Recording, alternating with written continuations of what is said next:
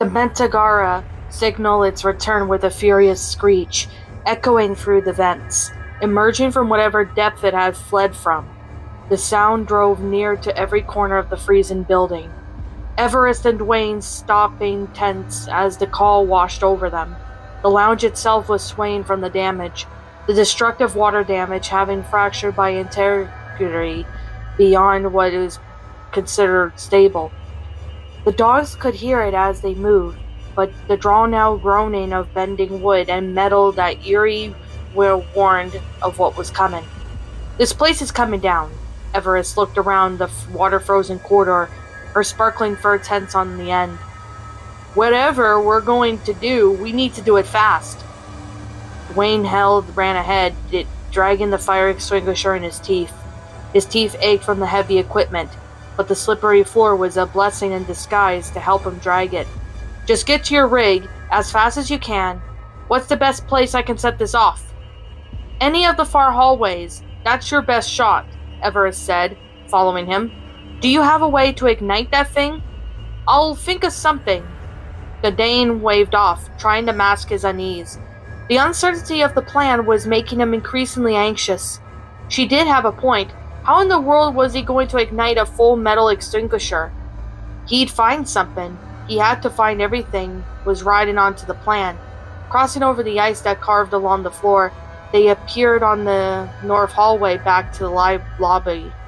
The room was completely unrecognizable since the water pipes burst. Gone was all the semblance to Everest's once home, now shredded with the wasted into a water wasteland. Looming icicles were hanging from the ceiling, threatening to drop an unlucky passerby. The stairs had collapsed entirely, weakened from the water damage until they couldn't take it anymore, crumbling into icy debris as forever barring access to the upstairs. Everest frowned, knowing that she won't be able to retrieve her things from her room, but there was nothing she could do about it now. Through there, she pointed at her paw through the doors across the lobby. Its glass panes were frosted over, some broken entirely for the blizzard to seep in. My rig should be at least a few feet out, so if I can... The sound of pounding sheet metal cut her sentence. The lobby ceiling vent creaking with winter air. The ducts swayed above the room, causing more icicles to dislodge and crash to the floor. Tensing with horror, Everest grabbed Dwayne's arm and pulled him to the only possible thing they could hide behind. The front desk. They huddled with terrified shivers behind it, flattening themselves as much as they could. It was the worst hiding spot in the entire lounge, as everyone could just walk in behind it and spot them. The front-tipped claws gripped the edges and the overhead duct. The Mentagara was hissing with fury as it hung upside down. Snow had imprinted its body, providing the slight exposure to the creature so often hidden from the light. It dropped to the floor steadily, twirling its body in the air upon landing. It announced its arrival with a low screech, gradually increasing in volume as it rose, saliva flicking through its teeth, twitching in place. Its tails flicked in anticipation as the creature charged down the west hallway, its footsteps fading out as it moved. Okay, Everest peeked over at the desk, trying to suppress the squawking in her paws. No time like the present. I'm going. She crept out of the hiding spot, making towards the doors as quietly as she could. A paw suddenly grabbed her shoulder, making her flinch in surprise as her body was turned around. Everest, wait, Dwayne said, looking around nervously. What is it? The biker stuttered for a few seconds, almost feeling trapped from the husky's searching gaze. Shuffling his paws on the icy floor, his words began choking in his throat. Everest stood awaiting his word, but a hollow feeling in his gut was stalling him. Look, you need to... He tried to say, only to lose his voice again. Need what? Just be careful, he belted out, forcing through his insecurities. I don't fully know how am I going to do this, but I will. He added the last part quickly, not wanting his partner to think of him as incapable. I could get you out of here. His voice trailed off slightly. I'll get you out of there. Everest stood quietly, trying to read her friend with a concerned expression. A faint sound in the distance caused a flick of her eyes, and she knew in her mind how unsafe it was to stand around. Well, of course, she shrugged. But you're coming with me. I'll make sure of it. She moved forward affectionately, nuzzling into Dwayne's neck. You'll be careful too. Her face gently brightened with a smile, savoring the feeling of them together. You can do this. I believe in you. Pulling away from him, she began walking off, but not without giving the Red and Dane a look, a reassuring one. We'll get through this, both of us, all right? I'll be waiting for your signal outside. The husky turned and sped off, pushing through the front doors and escaping into the outside. Dwayne watched her tail vanish into the blizzard, leaving him completely alone in the lounge. His neck tingled where she had nuzzled him, creating an electric feeling that tingled into her skin. Shining light burned inside him, filling him with the resolve as he realized everything he was fighting for. He won't fail her, he thought, with a hardened expression. Everest had lost enough already. It was about time that someone actually came through to her. Retrieving the fire extinguisher, the Dane ferociously tugged it towards the east hallway. The monster had disappeared down in the opposite path following it. Certainly wasn't the wisest idea. A part of him wanted to keep talking to communicate with Everest using their collared radios just to hear her voice more. The sound of it alone seemed to have energized an effect on him, and he never wanted to stop hearing it if he could. With irritation, he batted at the pup tag, hanging from his collar. Remembering that radio line was still dead, he couldn't place on how the world their connection was severed, and with every passing minute he silently pleaded for it to work again. Would Hubcap and Gasket have done this? He wondered out loud, tugging at the giant piece of metal along. They always were the braver ones. Gasket probably would have escaped this hell by now. The image of Hubcap's death still skewered in his mind, the image he'd never flee for the rest of his life. Gasket's whereabouts were still a mystery, and he could only hope that she was able to flee the massacre while she still could. His body sagged from the cold, muscles crying louder and louder as they froze over, but still he ignored it. He couldn't let Everest down. Not now. He entered the east hallway, moving along the icy floor. Passing under the bristling ceiling, dripping with water droplets and failing structure, he hummed a song to himself. Wasn't there a cafeteria down here? He muttered to himself, traveling through the corridor of ruptured water pipes and shredded walls.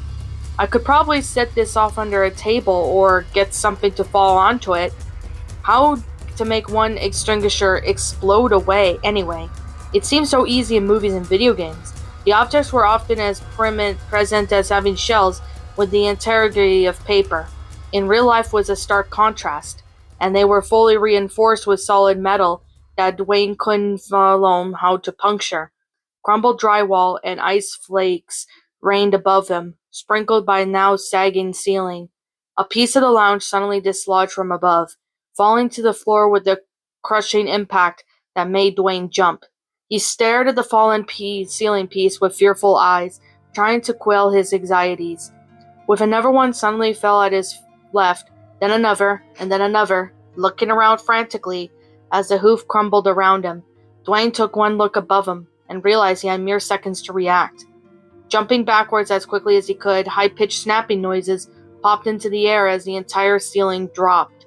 Unable to hold up the immense weight of ice and debris and weakened foundations, another piece of the second floor broke through, crashing onto the ground level below. The roof smashed inwards, opening for a storm of snowy debris, and crumbled roof segments to empty inside. Glass shattered as if collided with the floor, plaster clumped into a slushy glue, metal pipes, and framing crashing down at least lethal speeds that could take someone's head off. The contents of the room above emptied into the hallway, shelves and various furniture smashing onto the floor while papers gracefully fell after them. A massive cloud of frost and dust followed it all, taking into the air until coming to a rest as it subsided. Dwayne was tossed onto his side where he had jumped for safety, holding his paws over his head. Upon feeling that he was still alive, he moved his quivering arms away from his head.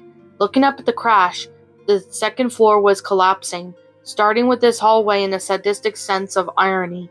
The liquid wood area filled quickly with ice and debris, blocking the way and preventing any further travel.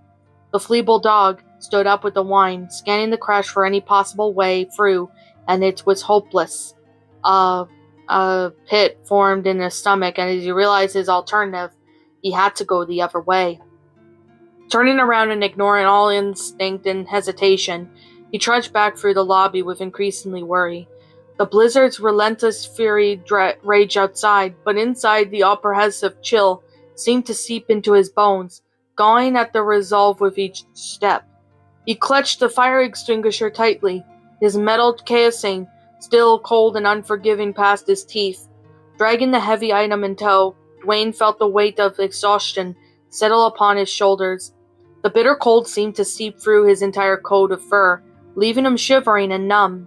His breath hitched in his throat when he fought to maintain his focus, his mind racing with thoughts of Everest's safety and the looming threat of the creature that pursued them. As he reached the opposite hallway, Dwayne's heart pounded in his chest, a knot of dread tightening in his stomach.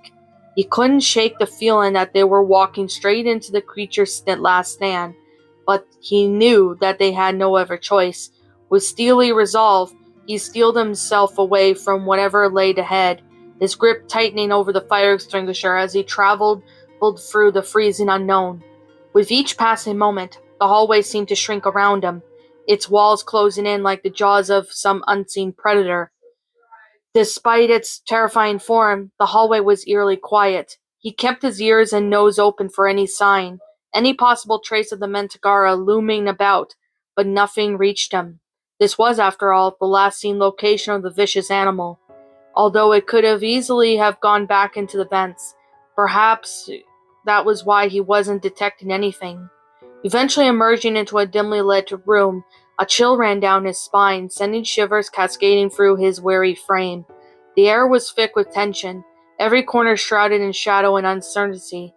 He glanced around cautiously at what was once a storage rental area, flickering lights casting eerie shadows against the crumbling walls.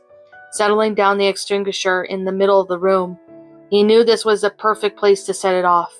Heart racing in his step, Dwayne approached a cabinet that stood nearby. Okay, how does one set off one of these things? He asked himself, pulling open its doors for anything useful. Nothing but unsharpened pencils, rubber bands, and a plastic bag of clothing pins. No chance of making a fire here. Maybe I could hit it with something. He looked back at the explosive. Or maybe something could fall on it. He had to act quickly, for the sake of distracting the creature, and as to not fail the husky he had promised so dearly. An idea hit him. I actually could probably...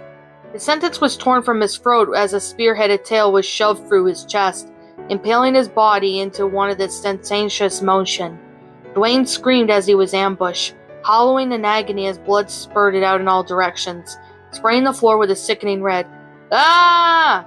He yelled for his life, gripping the tip of the spear with his paws as his organs and muscles were severed in an instant, the weapon shredding through him as if there were nothing more than meat. The twale quivered for a second. A deep laughing filled the air. It pulled upwards, lifting Dwayne's body off the ground with the immeasurable strength. He was turned around midair, rotating the vision to the ceiling. In his paralyzed daze, he saw nothing but bloody vision, while he flailed in the air helplessly. The Mentagara uncloaked before his very eyes, dropping its invisibility with a triumphant grin. It had been perched on the ceiling the whole time, watching the plan unfold below with curiosity. It also stayed still as concrete, hanging upside down like a bat as it doomed Dwayne worked hard underneath it. It put a great care into slowing its breathing, keeping its body calm as to not make a sound, and the abundance of water in the area masked its smell almost perfectly. Pulling its speared prey close, Dwayne's eyes widened as he saw the full glory of the monster. "Gasket?" he squeaked, rearing in horror at the creature's form. The Mentagara flashed at him with a crooked smile, peeling across its swollen face. Gasket, as Dwayne hopelessly realized, it had been dead for a long time, even one of the first. Her body was being worn, equipped like a staggering disguise for the creature puppeteering at first. If its two spearing tails were tucked somewhere, it would have almost perfectly imitated the deceased biker, with not a single eyebrow raised. The only staggering detail that was her limbs were forcibly stretched, her neck craning outwards as the creature struggled to wear a victim smaller than the size of it. No! Dwayne twitched in his lethal grasp, whimpering as he was pulled in, only mere inches from between their faces. Gasket! The Mentagara silenced him with an instant, shooting its second tail through his skull. It cleaved through his head with a delightfully sickening snap. What remained of the walls was splashed with beautiful red, and lowered its tail so Dwayne could slide off and hit the floor, dropping off from the ceiling. The Mentagara flicked the blood off its tails and placed a paw on the victim's head, grabbing it and turning around to admire its damage. Lovely. Leaning its head back, the creature roared in the air the loudest it ever had, victoriously standing above its prey while it radiated around the lounge. Everest was pacing outside in the blizzard, although kept warm by her fur and Dwayne's coat. She had just finished exfoliating her blue kennel from the snow, digging with all of her might until it was completely freed. Stepping back over to look at the damage, she found that there was none, and smiled, thinking everything was going to plan. Looking back at the lounge a small distance away, she needed to know what the signal hearing the explosion would be breeze. Dogs were perfectly capable of hearing long distance, as she waited patiently in the snow. Seconds turned into minutes. Snow caked around the dog as she waited, kneeling her paws to the ground. Any minute now, she thought to herself. He's probably just taking it slow. He has to be. Her patience slipped ever so slightly from the husky frowning at the ski lounge with a concerned expression. Come on, Dwayne, she uttered to herself. I believe in you. Standing up, she paced a few circles, looking back at the crumbling building every few seconds. Any minute now. Any minute now. Come on, she whined, looking back at her dormant vehicle. Come on! The explosion never came, only with the eerie silence of the blizzard continuing on and on. Dwayne! Tension flared inside her, alarm pounding in her mind, her fur flattened with fear. A piece of her was still holding on. Come on! She barked into the winter, tears welling in her eyes. Dwayne! Abandoning her position, the husky was clouded with fear as she sprinted back to the lounge. Their devised plan was now lost in the back of her mind as she charged back toward the doors. Not like this, she pleaded. She couldn't lose someone else.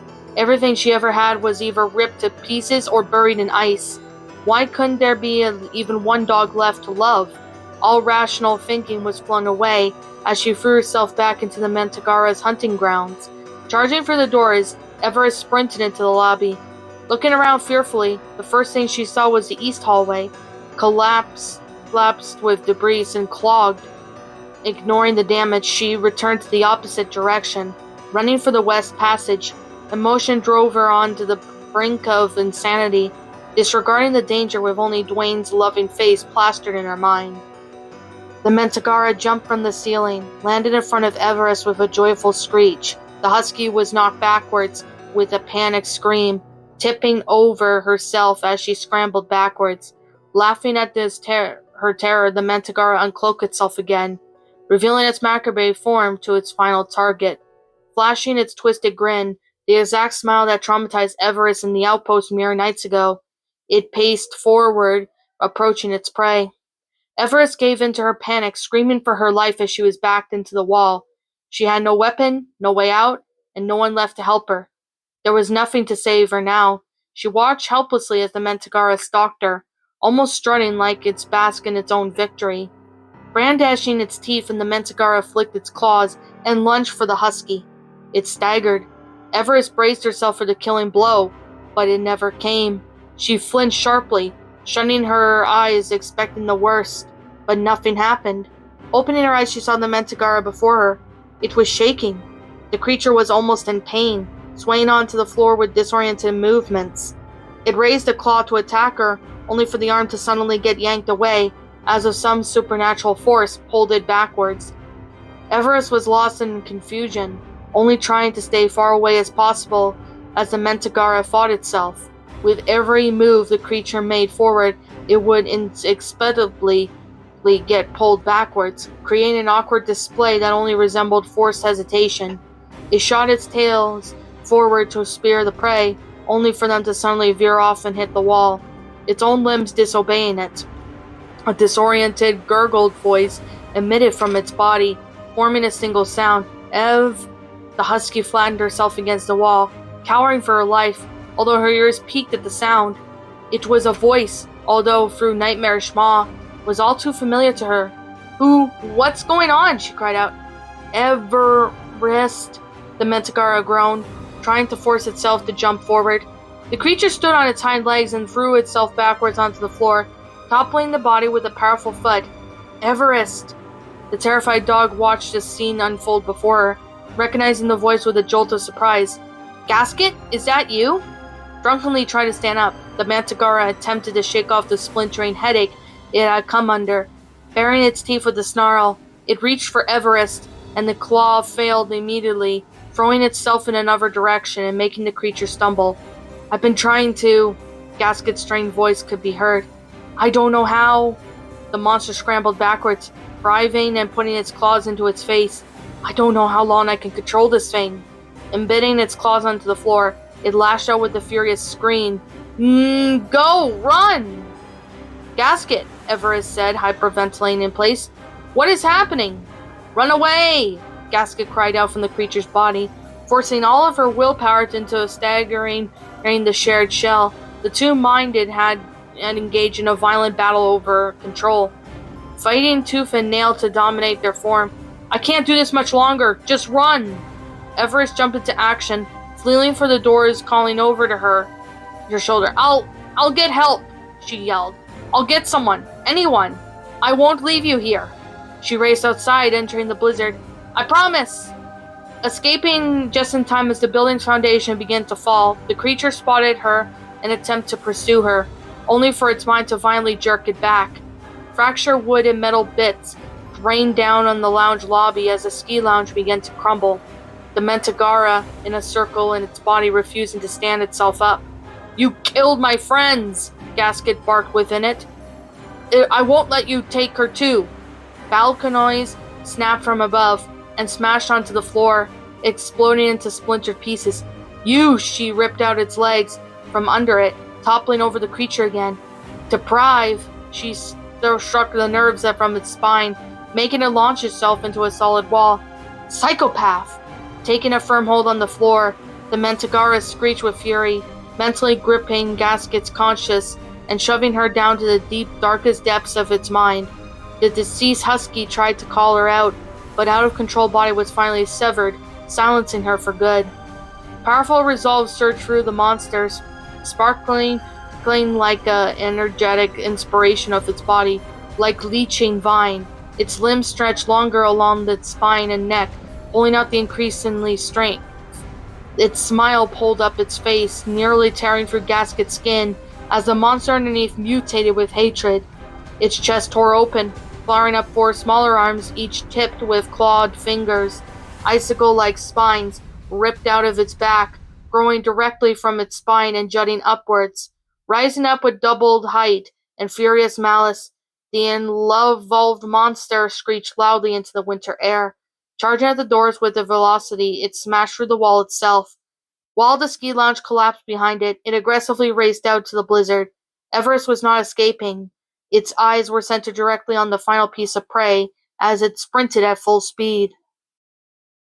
What's up, my pretties? It's the Lion Queen here. I want to appreciate you all for tuning into this video, and I do appreciate you guys supporting my video by giving this video likes and stuff. If you really enjoyed this video, be sure to leave a like, comment and subscribe if you're new, ring the bell for notifications to when I upload so that way you guys will get updated for whenever I upload.